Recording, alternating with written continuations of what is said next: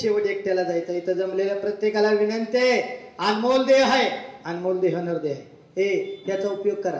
महिला मंडळ, पुरुष मंडळ, हा इथं आले तर आम्ही महिलांचं भजन चालू आहे की नाही. इथं महिलांचं भजन चालू होतं. गोड एवढं संघ येणार. महिला मंडळ काही घरात बसायचं नाही, कुणाच्या उचका पाचक्या करत, आणि भजनाला आल्यावर नुसतं भजनच करायचं.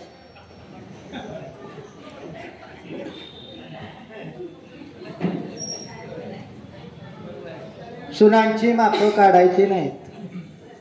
ती सकाळ जर मी असं केलं, तिनं असं केलं, मग मी म्हणली, मग मी भजनाला आली, काही उपयोग होणार नाही. हिता आल्यानंतर फक्त नामस्मरणच झालं पाहिजे. संसाराची दुरी सगळी बेडी बाहेर सोडून यायचं मावशी, तर इथं येऊन तुम्ही भजन केलेल्याचा अर्थ आहे.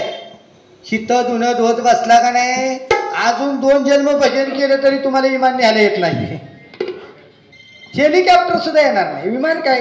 लक्षात ठेवा, हे माझ्या पांडुरंगाचा दरबार आहे. इथं फक्त भजनच झालं पाहिजे. लक्षात ठेवा.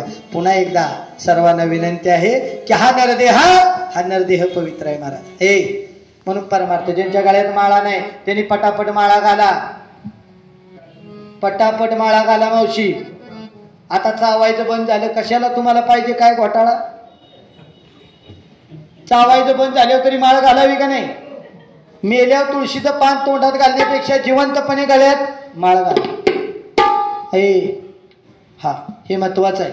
मेल्यावरती तुळशीचं पान घालण्यापेक्षा जिवंतपणे माझ्या पांडुरंगाची माळ गळ्यामध्ये असू द्या. तुम्हाला दुसऱ्या कुठल्याही संकटाला सामोरं जाण्याची गरज नाही. निदान 65 झाल्यावर तरी माळा घाला. लहानपणी राहू द्या, तरुणपणात राहू द्या.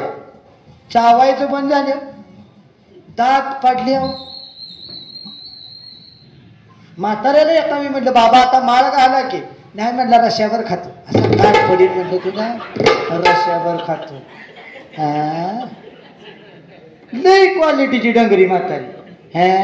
लक्षात ठेवा. पुन्हा एकदा सर्वांना हात जोडून विनंती आहे, माझ्या पांडुरंगाची सेवा करा. एक पात्र होणार आहे, एक 10 मिनिटातच मी लगेच इथे येणार. विठाला विठाला विठा.